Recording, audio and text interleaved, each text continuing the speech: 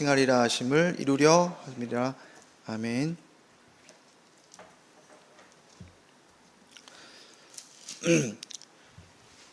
(2주) 만에 뵈니까 더 반갑습니다. 네, 감사하고, 우리가 2주 전에 마태복음 처음 시작할 때 우리가 봤던 게 뭐였냐면, 마태가 말하는 예수님은 누구신가? 라는 질문에 대해서 1장 1절에 마태는 아브라함의 자손이자 다윗의 자손이다, 이것을 통해서 예수님이 누구신지를, 그리고 무슨 일을 하셨는지를 밝히는 것이 바로 마태복음의 초점이다, 이렇게 말씀드렸습니다.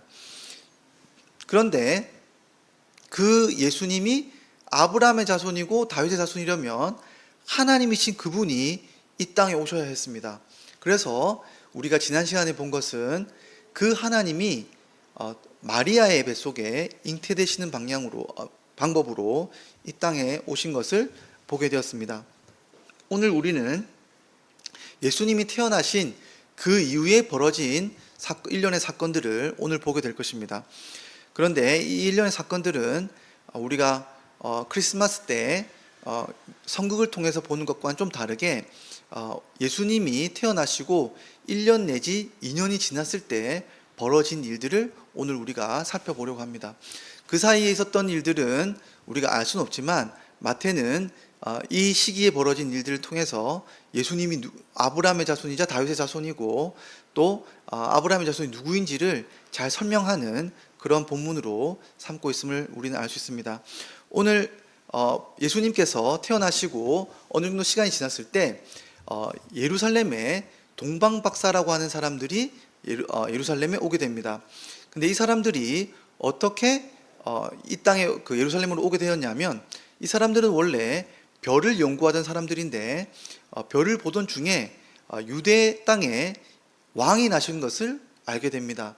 이 별이 어떤 별인지는 알 수 없지만 기존에 있던 어떤 별이 아니라 아주 특별한 별이었음을 우리는 알게 됩니다. 그래서 이 세 명의 동방박사들은 황금과 유황과 모략이라고 하는 그런 예물을 준비해서 떠나게 됩니다.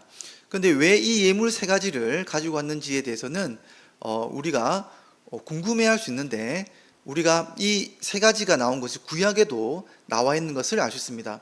그러니까 솔로몬 왕 때 스바 여왕이라고 하는 여왕이 이 솔로몬의 지혜를 보고 와서 물품을 줄 때 여기 나와 있는 물품들을 와서 예물로 드리는 것을 볼 수 있습니다.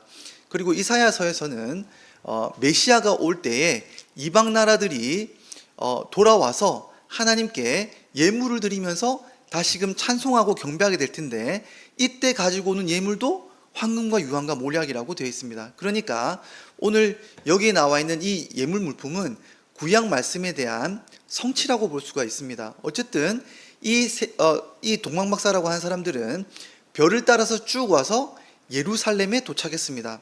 그리고는 도착하자마자 이 유대 왕 헤롯에게 가서 묻습니다. 유대인으로 왕으로 나신 이가 어디 있느냐? 라고 묻습니다. 왜냐하면 이들은 당연히 자신들이 봤던 이 별들에 따라서 유대 땅에 있는 임금과 사람들이 유대인의 왕으로 나신 분을 알고 있을 것이라고 생각했던 것 같습니다. 그래서 어디에 나셨는지 물었을 때, 그런데 이 질문 하나가 그 유대 왕국에는 엄청난 파문을 일으킨 것을 알 수 있습니다.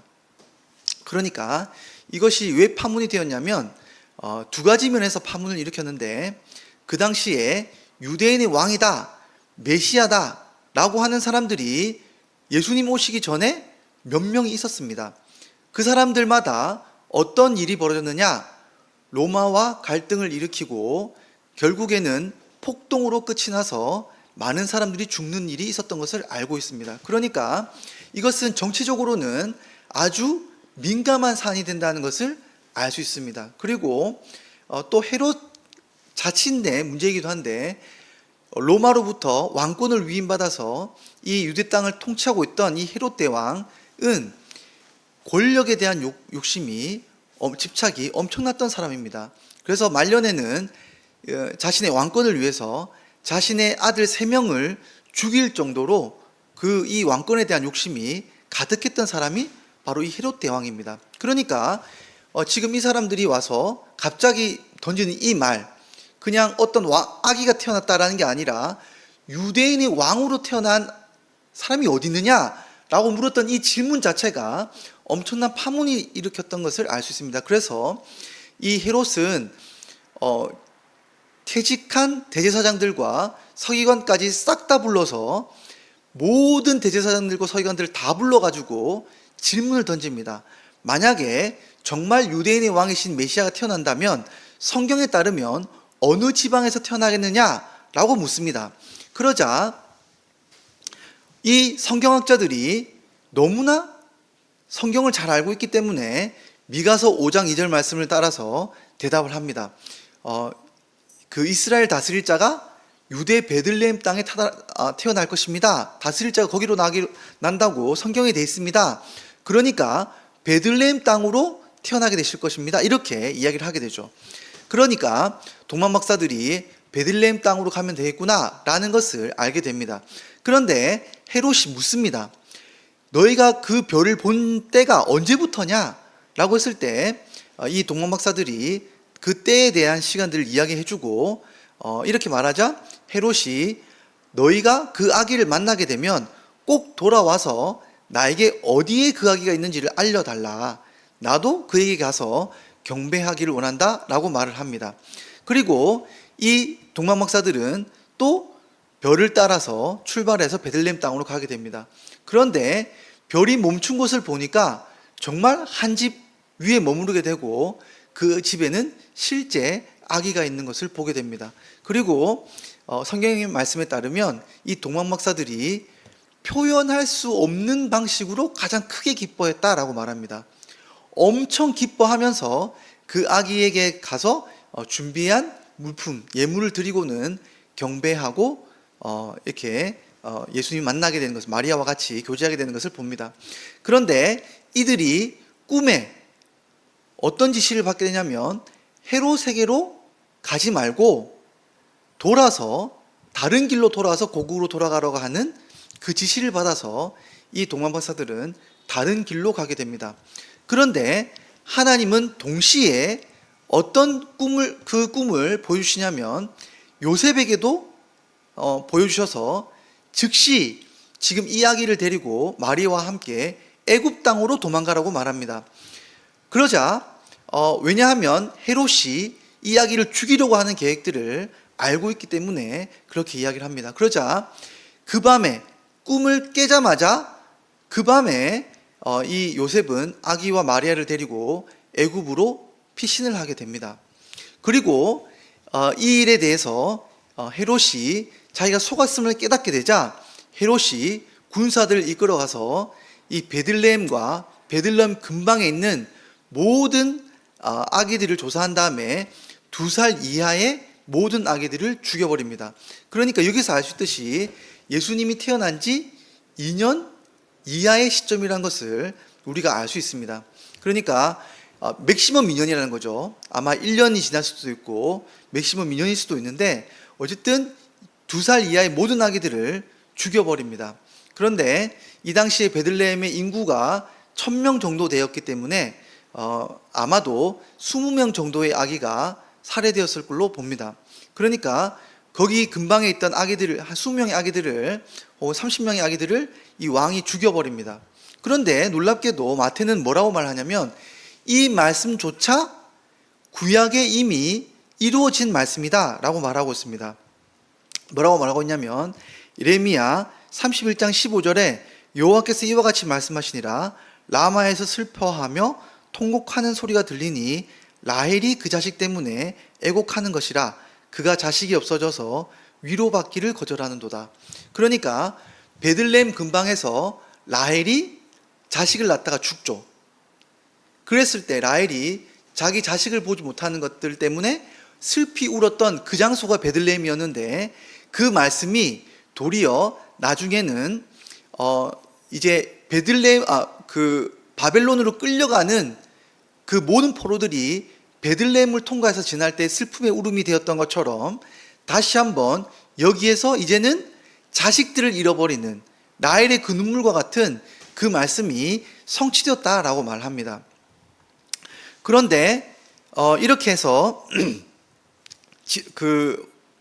이제 요셉과 그의 부모 마리아와 그 아기는 애굽으로 가게 되고 헤롯은 아기들을 죽였는데, 헤롯이 죽게 되자 다시 주의 사자가 꿈에 나타나서 이제 헤롯이 죽었다, 유대 땅으로 돌아와라 라고 말씀하셔서 다시 돌아오게 됩니다. 그런데 이 돌아오게 되는 것도 또한 어떤 말씀을 말씀하시냐면 호세아 11장 1절 말씀을 성취했다고 말합니다. 이스라엘이 어렸을 때 내가 사랑하여 내 아들을 애굽에서 불러냈다 라고 했던 것처럼 예수님도 애굽에서 불러내어서 이제 오게 되었다라는 말씀이 성취되었다라고 마태는 말하고 있습니다. 그런데 이 다시 베들레헴으로 가려고 하니까 이 헤롯 대왕의 아들 아킬라오가 왕이 된 것 때문에 다시 두려워서 거기에 정착하기를 두려워할 때에 하나님이 다시 사자를 보내어서 그 땅으로 가지 말고 나사렛 땅으로 가서 이제 정착하게끔 이끄신다는 것을 볼 수 있습니다. 그래서 예수님이 나사렛 땅으로 가서 정착하고 유년 시절을 보내게 되는데, 이 역시 구약의 말씀이 성취된 것이다 라고 말하고 있습니다. 그런데 재밌는 것은 이 말씀은 구약에 나오지 않습니다. 예수님이 나사렛에서 자라게 된다는 것에 대해서는 구약에 나와 있는 구절이 없는데, 이 말씀을 어떻게 볼 수 있냐면 이 나사렛이라고 하는 이 단어와 이사야 11장 1절에 나오는 이 말씀, 이새의 줄기에서 한 싹이 나며 그 뿌리에서 한 가지가 나서 결실할 것이요 할 때, 이 가지가 바로 나사렛과 같은 자음으로 되어 있는 것을 알 수 있습니다.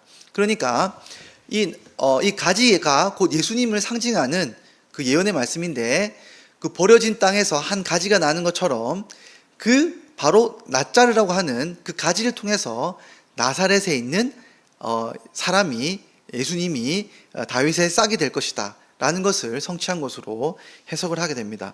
그래서 오늘 마태복음 2장에 나오는 이 말씀이 예수님의 유년기 시절까지 이르게 되었던 말씀을 보여주고 있는 말씀입니다. 자, 그러면 오늘 이 말씀을 통해서 우리가 두 가지를 살펴볼 수 있습니다. 계속해서 우리가 볼 수 있는 게 뭐냐면, 첫 번째는 뭘까요? 예수님은 누구냐라는 것이고, 그리고 참된 아브라함의 자손은 누군가 라는 이 두 질문을 계속해서 우리가 봐야 할 텐데, 오늘 이 말씀을 통해서 마태가 말하고 있는 예수님은 누구냐라고 했을 때, 예수님은 구약에서 말했던 바로 그 다윗 왕이 바로 예수님이라는 것을 보여주고 있습니다. 그러니까 구약에는 이스라엘을 구원하는 왕과 같은 존재들이 여러 번 나타납니다. 그런데 그 구약에 있는 상징들이 실제로는 오늘 마태에 따르면 구약의 말씀을 성취했다라고 말하는 것을 통해서 그냥 이루어졌구나 라는 게 아니라, 이 말씀이 하나같이 어떤 말씀을 말하고 있냐면 참된 왕이, 구원자가 나타난 말씀을 성취했다라고 말하고 있는 겁니다. 그러니까 뭘 볼 수 있냐면, 오늘 첫 번째 제가 말한 것처럼 동방박사들이 와서 예물을 드렸습니다. 이 예물을 드린 것은 참된 다윗의 아들이었던 그 솔로몬의 영광에 있었던 스바 여왕이 와서 드렸던 예물을 보여주고 있죠. 두 번째로는 모든 아기들이 죽었던 이 학살의 사건들은 무엇을 연상시킵니까? 이스라엘을 구원했던 모세가 죽을 위기에 처했을 때 그 아기만 건진받았던 그 애굽의 사건들을 보여주고 있습니다. 또한 이 예수님과 그 부모님들이 애굽으로 갔던 일들은 야곱과 그의 형제들, 그 아들들이 애굽으로 갔던 사건들을 보여주고 있고, 예수님께서 다시 애굽으로 불러내었다고 했을 때 이스라엘 내 아들을 불러냈다고 하는 그 말씀을 통해서 바로 예수님께서 이 구원으로 애굽에서 구원받는 당신의 아들이자 왕으로라는 것을 말해주고 있는 것을 알 수 있습니다. 마지막으로 우리가 말했던 것처럼 나사렛이라고 하는 그 말이 바로 다윗의 씨, 그 가지, 싹을 통해서 참된 왕이 올 것이라고 했던 구약의 그 말씀이 성취된 것을 보여주고 있는 것이기 때문에, 끊임없이 이 전체의 사건들을 보면 무엇을 말해주느냐? 구약에서 일련의 구원자가 등장했던 그 사건들이 곧 예수님을 보여주는 사건이다 라는 것을 마태는 이야기하고 있는 것입니다. 그러니까 오늘 본문의 이야기를 겉으로만 보면 이렇게 볼 수 있겠죠. 예수님이 얼마나 죽을 위기에 처했는가, 얼마나 긴장되고 조마조마한 순간인가 라는 것을 말해주고 있는 것처럼 보이지만 실제로는 뭡니까? 이스라엘이 가장 위험에 처해 있었던 바로 그 조마조마한 순간들이 다 하나님의 구원의 손길이 등장하는 왕이 등장했던 순간들이라는 것을 말해주고 있는 것입니다. 그러니까 오늘 2장의 일련의 사건들은 한편으로는 구원의 역사의 위기지만 하나님이 보이셨던 하나님의 구원의 손, 하나님의 참된 왕, 다윗의 왕이셨던 예수님이 이 땅에 실제로 오셨다는 것을 보여주는 말씀이라는 것을 오늘 본문은 증거하고 있는 겁니다. 자, 그러면 두 번째 질문입니다. 참 하나님의 백성은 누군가라는 질문이에요. 오늘 말씀을 보면서 여러분, 참 하나님의 백성은 누굴까요? 이게 참 신기한 겁니다. 여러분, 예수님이 어디서 태어날 것이라는 질문에 대해서 누가 가장 정확한 답변을 줬습니까?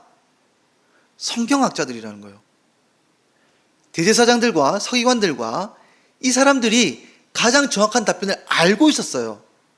그리고 이 예수님의 이 오심이 성경에 따라 이루어질 것이라는 것을 알고 있었던 사람은 누굽니까? 헤롯 대왕이에요. 근데 여러분, 실제로 예수님이 오셨던 것을 찾아가고 가장 기뻐하고 실제로 경배했던 사람은 누굽니까? 가장 어쩌면 이교스러운 방식으로 별을 따라서 예수님을 쫓아갔던 바로 이 동방박사들이 가장 크게 예수님을 기뻐하고 경배하고 즐거워했던 사람들이 바로 이방에 있었던 박사들이라는 거예요.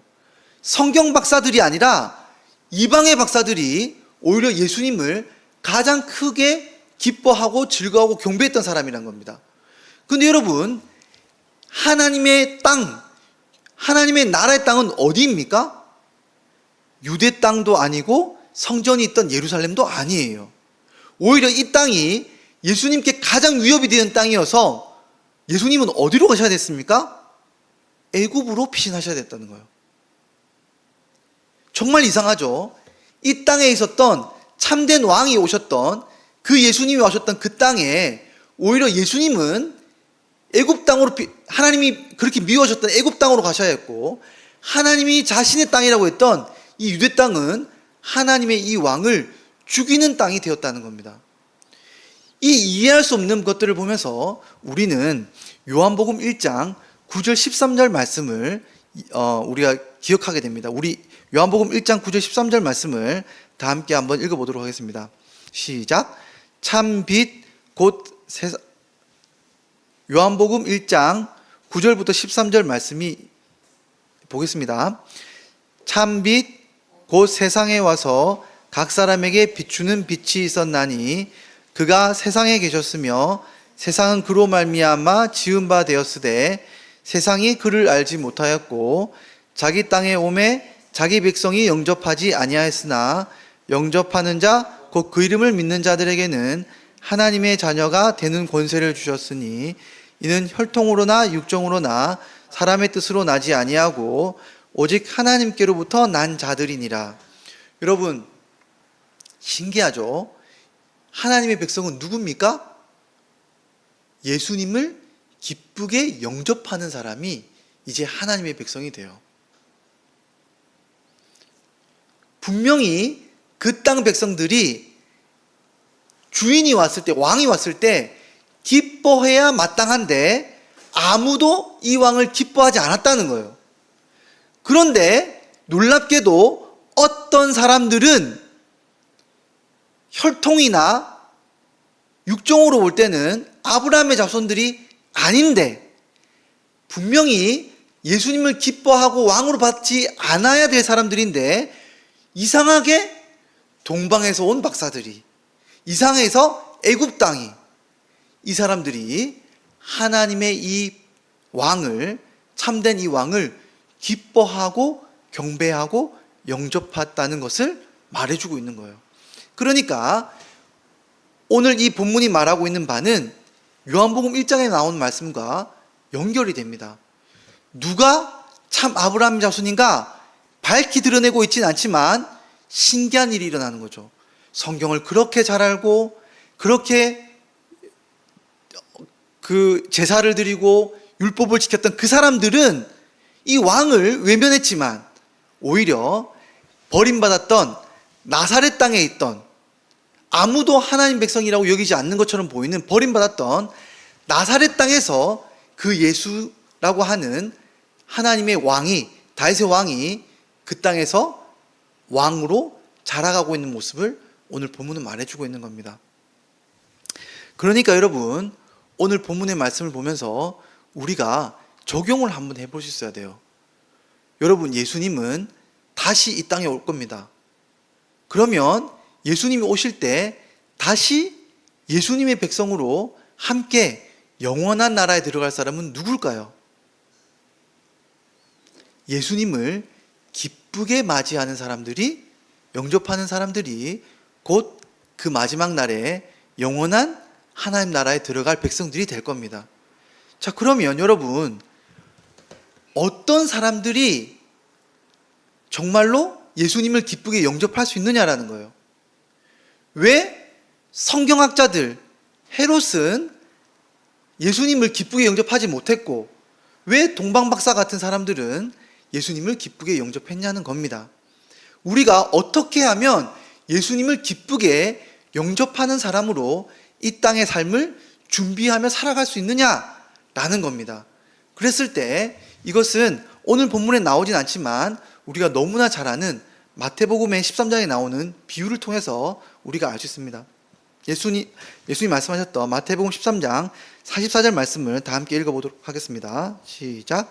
천국은 마치 밭에 감추인 보화와 같으니 사람이 이를 발견한 후 숨겨두고 기뻐하며 돌아가서 자기의 소유를 다 팔아 그 밭을 사느니라. 여러분, 이 사람이 자기 물건을 팔 때 억지로 기뻐했던 게 아니에요. 우리가 예수님을 기뻐 영접해야 한다고 할 때 억지로 우리가 기쁘게 맞이해야 한다고 기뻐하자 하는 의무감으로 들여서 하는 게 아니에요. 이 사람은 가치를 발견해서 기쁘게 스스로 자신의 것을 드렸던 거예요. 그러니까 여러분, 여기 있는 이 비밀들을 잘 아실 필요가 있어요. 밭이 있습니다. 이 밭이 겉면이에요. 밭에도 가치가 있습니다. 그런데 이 밭의 가치는 이 밭의 실제 가치를 보여주는 게 아니에요. 이 밭 안에 있는 실제 가치를 보려면 흙을 걷어내야만 가치를 볼 수 있어요. 밖에 있는 이 밭은 이 겉에 있는 흙은 뭘 말하냐면 우리의 물리적인 삶의 형태를 말해요. 돈, 명예, 이 땅의 기쁨, 육신의 기쁨, 즐거움, 이 모든 것들이 밭에 있는 겉면이에요.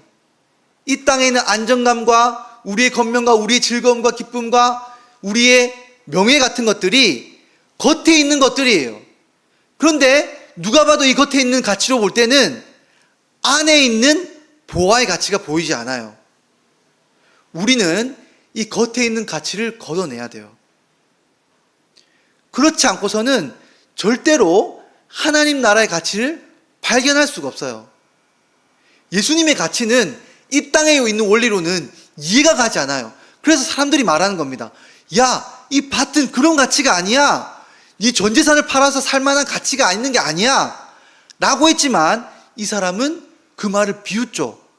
왜 비웃습니까?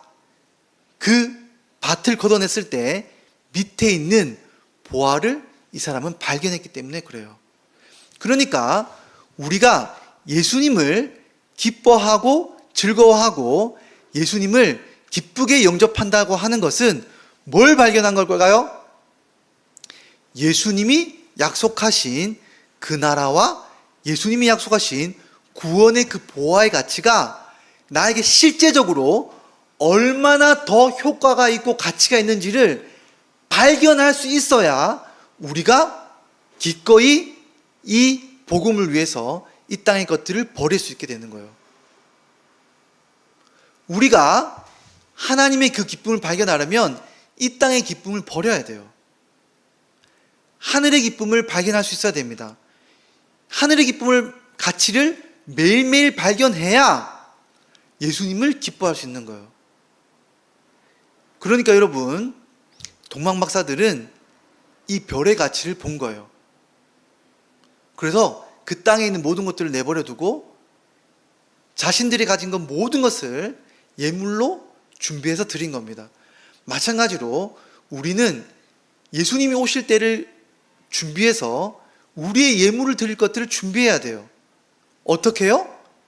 예수님 나라가 올 때 그 나라의 가치가 얼마나 크고 예수님이 우리에게 주시는 그 가치가 얼마나 실제적인지를 우리가 진짜로 발견할 수 있어야 된다는 거예요. 어떻게 발견합니까? 예수님의 말씀의 약속을 우리 삶에서 실제적으로 발견하고 누려야 되는 거예요. 그래야 우리가 그 나라를 소망할 수 있게 되는 겁니다. 그러므로 여러분, 날마다 기도와 말씀을 통해서 이 땅에 있는 그것들이 진짜 가치에 비해서는 한없이 가치가 부족한 것들인 걸 깨닫고, 다른 한편으로는 그리스도께서 주신 그 가치를 더 소중하게 알고 예수님을 기쁘게 날마다 영접해가며 다시 오실 예수님을 맞이할 준비를 하는 저와 여러분이 되기를 간절히 소망합니다. 함께 기도하며 나가도록 하겠습니다. 이 시간 함께 기도하며 나가겠습니다. 예수님, 이 땅에 있는 밭의 겉면의 가치에 우리가 속지 않고 하나님이 약속하신 진짜 실제의 그 가치를 더욱더 깨닫고 알고 확신하고 주님이 주신 더 좋은 것 때문에 우리가 주님을 사랑하고 주님을 영접할 수 있는 사람이 되게 해달라고 우리 함께 기도하며 나가도록 하겠습니다. 기도하겠습니다.